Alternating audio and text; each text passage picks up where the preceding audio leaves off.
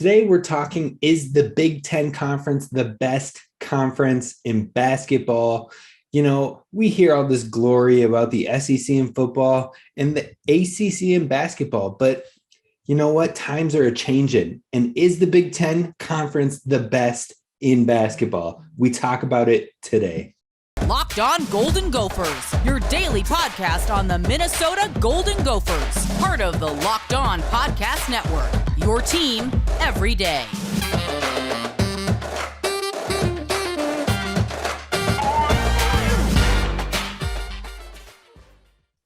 You're listening to Locked On Golden Gophers, part of the Locked On Podcast Network, your team every day. My name is Kane Rob, host of the podcast, former collegiate video coordinator and recruiting assistant, here to talk Gophers with you each and every day of the week. Now, during the off season, as you know, we are only going Tuesday, Wednesday, Thursday, so that's 3 days a week, and that's through the end of July. Now, once we hit August, we are full go, no stops, Monday through Friday, talking Gopher sports hard and heavy every single day of the week. So be sure to tune in, be sure to subscribe on the YouTube channel and join the community, join in the chat, join in the fun. Let me know what you want to talk about. Let me know what you want to hear and all of that. This is interactive, folks. This is a community and we are building it, and it's going to be a great time, especially during the season.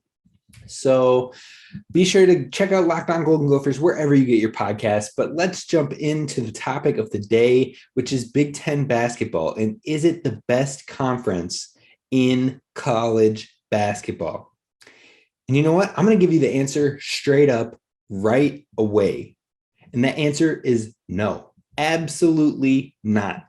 But we could be well on our way to developing into the best conference. Now, the way we broke this down is looking at number of players drafted, so pro prospects and getting guys to the pros. Then we also look at high-level pros and the number of all-stars from programs. And then we're going to look at strictly collegiate success when it comes to the tourney and getting teams in the tournament, as well as the success in the tournament. So that's how we're going to break it all down on today's show. And let's jump right into it. First, we are talking about NBA draft picks. Now, in 2022, the Big Ten showed that it is on the rise with 9 picks in the NBA draft. It was the most of all conferences, and it beat out the SEC at 8, ACC at 7, and Pac-12 at 6. So we're on the rise, folks. We're seeing more success from the Big Ten, and you love to see it. You absolutely love to see the progress. But if you look at it compared to players drafted by the conference over the last 6 years, we're behind the ball. Now, ACC has 63 drafted in the last 6 years. The SEC has 57 drafted in the last 6 years. Now, after the ACC and the SEC, the next in line is the Pac-12 with 49 players drafted, followed by the Big Ten with 38, the Big 12 with 32, and the Big East with 16. Now, again, this is in the past 6 years. But if you look at the shift in the conference with these expansions and you move USC and UCLA, it actually shifts these numbers as well. So the ACC actually wouldn't be the number one school in this case anymore, because OU and Texas bring 7 of those 32 from the Big 12 over to the SEC, which puts them at 64, which would be 1 above the ACC. And then if you take USC and UCLA away from the Pac-12 and move them to the Big Ten, that moves us from 38 to 51, which would put us in 3rd behind the ACC and the SEC still. Now, the Big 12 would gain a whopping 1 from their additions of Cincy, BYU, and UCF. I didn't check into Houston on that one, though, so actually it'd probably be a couple more than 1, maybe about 4. And then, you know, even with these new additions to the Big Ten, we only come in 3rd when it comes to pro prospects hitting the NBA. That it's a good shift. It moves us from 4th to 3rd by a reasonable margin, but we're not quite there when it comes to pro development. But it's not all about producing NBA talent, because many players don't have substantial careers. So let's take a look even deeper, even further into the top talent produced across each conference. And we're going to do that by looking at all-star seasons over the past 4 years. But before we do that, we need to talk about our friends over at Rock Auto. Rock Auto is going to save you so much money when it comes to cars and trucks and buying the parts in order to fix your vehicle. They save you so much money. I mean, why pay 30%, 50%, or even 100% markup on these prices at the dealership when you can head on over to Rock Auto and save money today? Rock Auto's prices are reliably low and they're guaranteed across the board. They don't just pick and choose which people or which cars get special treatment. They have low prices across the board. So stop dealing with the car dealership. Stop dealing with those annoying struggles and hassles and feeling like you just don't have the knowledge when it comes to cars.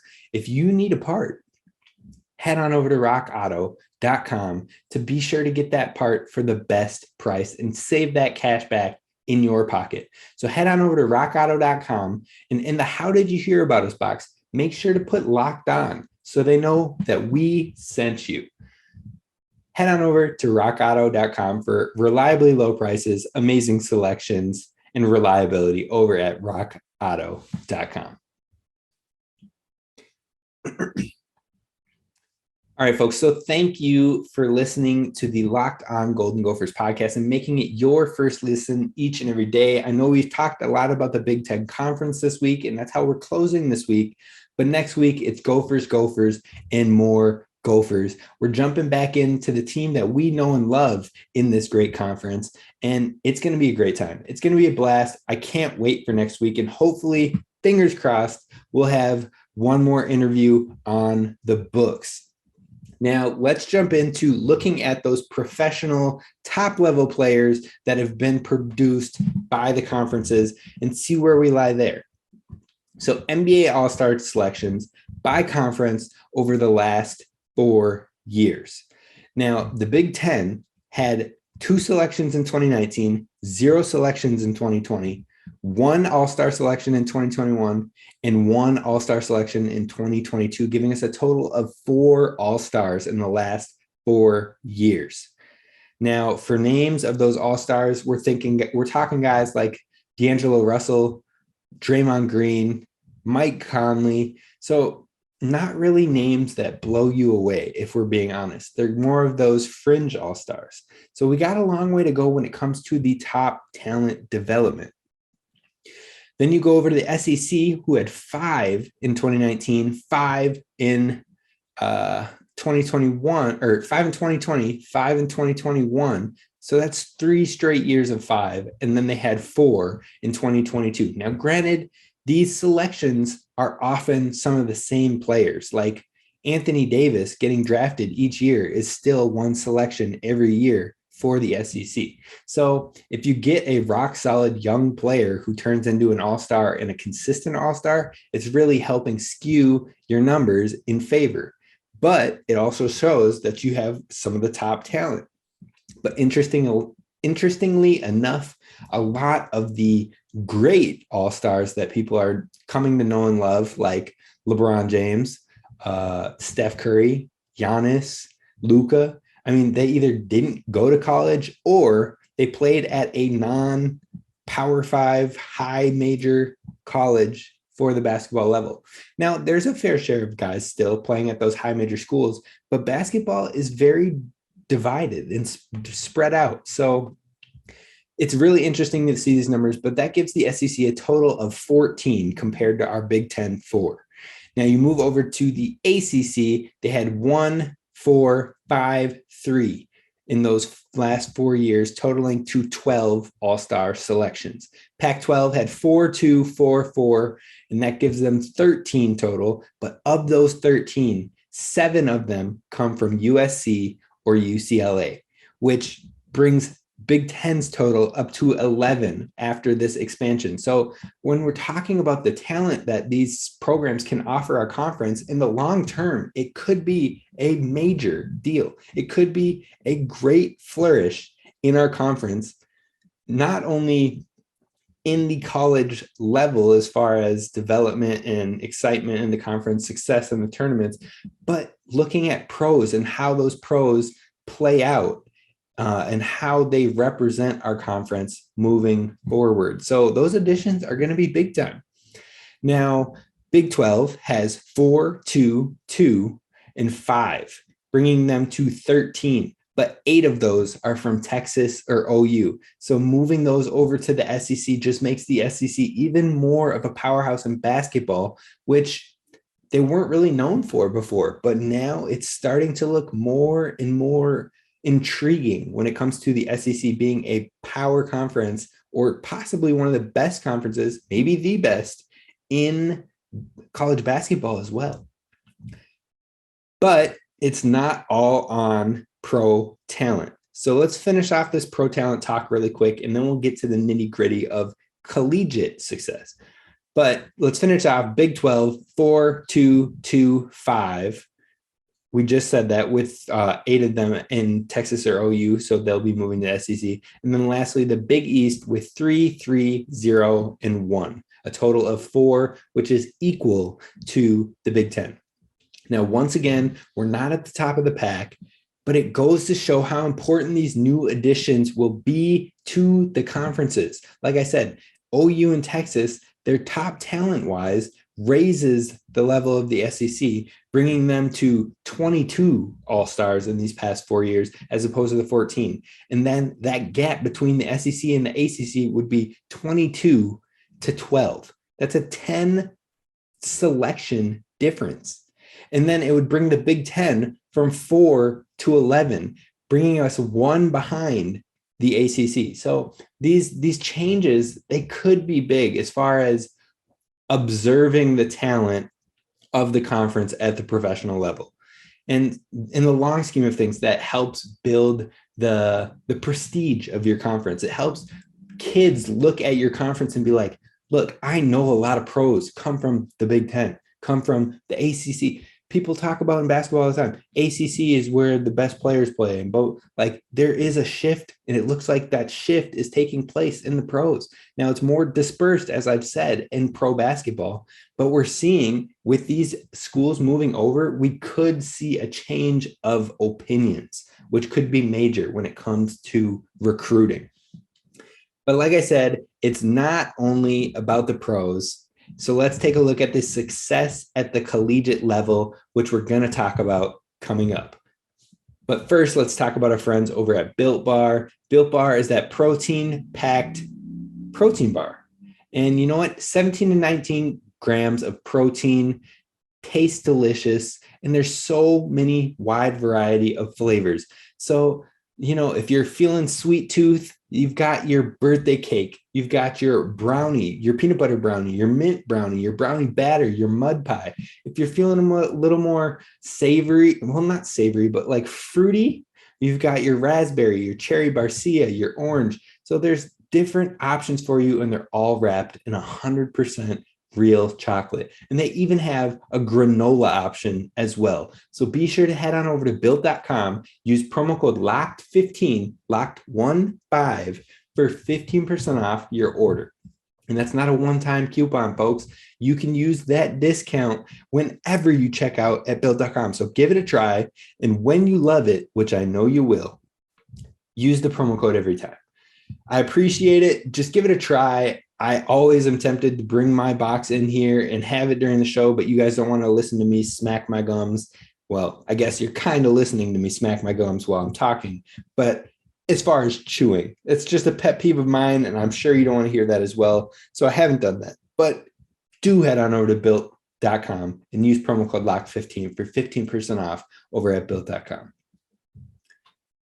All right, so we're going to close this thing off looking at the collegiate success. So not so much pros, not so much development, talent development, but collegiate success in the NCAA tournament with these conferences. So looking at it, let's talk NCAA tourney teams in the last 6 years. So the number of teams in the tournament. Now this one, the Big Ten is showing out with 44 teams in the last 6 years.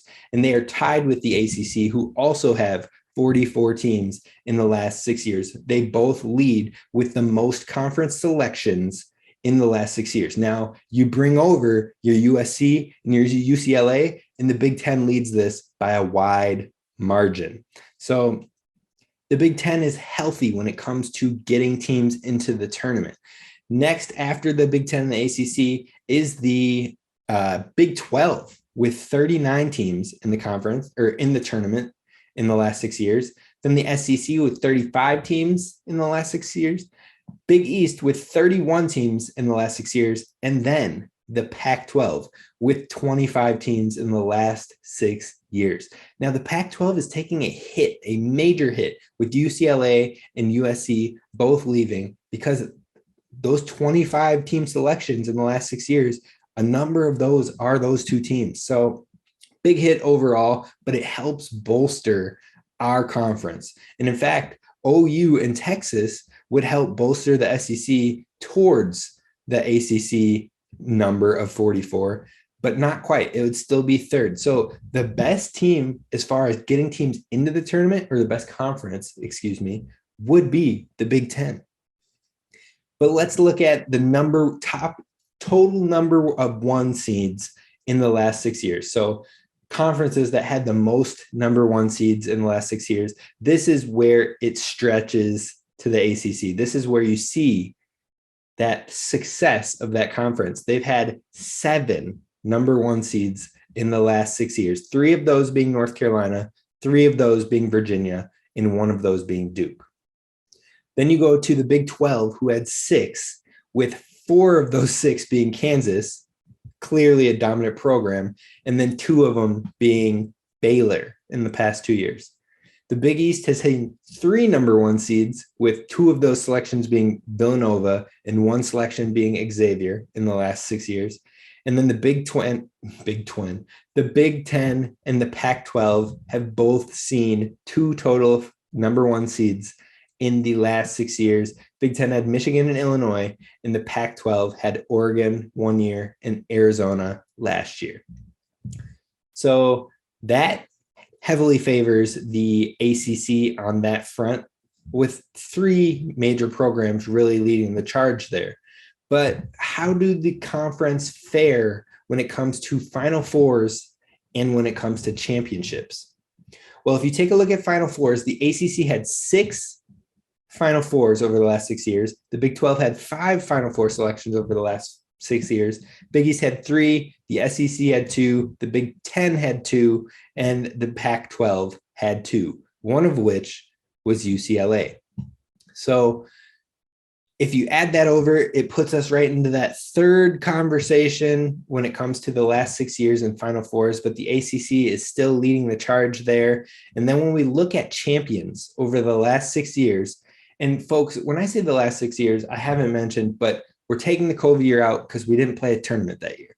So I've taken it 2016, 2017, 2018, 2019, 2021, and 2022 last year. So with that, the champions over the last 6 years, we've had 2 from the ACC, 2 from the Big 12, and 2 from the Big East. 0 from the Big 10, 0 from the SEC, 0 from the Pac-12. So when it comes to looking at the conferences both immediately in collegiate success, heading into the pros in number of players drafted, and the number of all-stars, the ACC still leads the pack.